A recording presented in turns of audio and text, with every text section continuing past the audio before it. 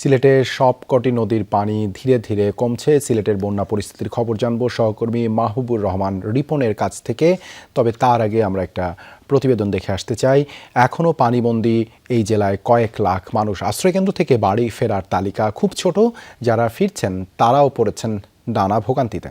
Shea butter, aloe vera ও vitamin E সমৃদ্ধ lily beauty soap. Sylhet Zakiganj সড়কের এই জায়গায় গতকালও ছিল কোমর সমান পানি নেমেছে কিছুটা, কিন্তু যান চলাচল ব্যাহত হচ্ছে। এখনো ভেসে ওঠেনি গ্রামের রাস্তাঘাট। বাড়ি থেকে বের হওয়ার উপায় নেই বেশিরভাগ পরিবারের। আশ্রয়কেন্দ্র থেকে বাড়ি ফিরেছেন কেউ কেউ, কিন্তু বাড়ি এসে পড়েছেন নতুন দুশ্চিন্তায়। গ্রামগুলোতে নৌকা ভিড়লেই ত্রাণের জন্য হুমকি খেয়ে পড়ছে মানুষ।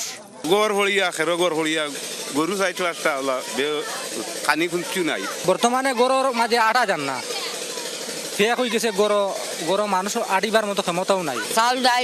চাউল দিছে না, ওটা ডাইল দুইল আর তুলা তেল ছিড়া ওটা দিছে। আশ্রয় কেন্দ্রে যারা আছেন তাদেরও ভোগান্তি কম নয়। বাড়ি ঘরে গিয়ে খোঁজ নিয়ে আবারও ফিরছেন আশ্রয় কেন্দ্রে। বাড়ি ঘরের অবস্থা হইলে কুদিয়া ফালে বাইরে ইয়া ফানিয়ে হুদ ছুটাইয়া সব আমরা বেড়াগুলা ভাঙ্গিয়া সব লইয়া গেছে।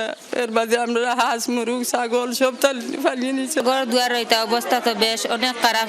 ঘর দুয়ার শিশু বাচ্চা লিয়া গিয়া রইতা আমি তা তো রার কোনো ব্যবস্থা নাই। অভাবী মানুষ নিতা না নিত খাওয়া আর এটা অভাবী মানুষে কিল্লা কিতা করে কিতা করতো এগুলা বাচ্চা খাইটা লিয়া খাইতেও কিল্লা আর চলতেও কিল্লা।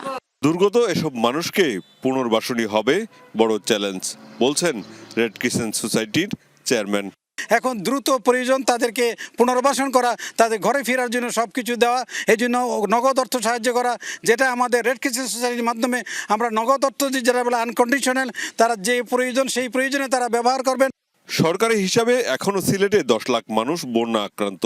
এর মধ্যে আশ্রয় কেন্দ্রে ঠাঁই পেয়েছে 25,000। মাহবুবুর রহমান রিপন, যমুনা নিউজ, সিলেট।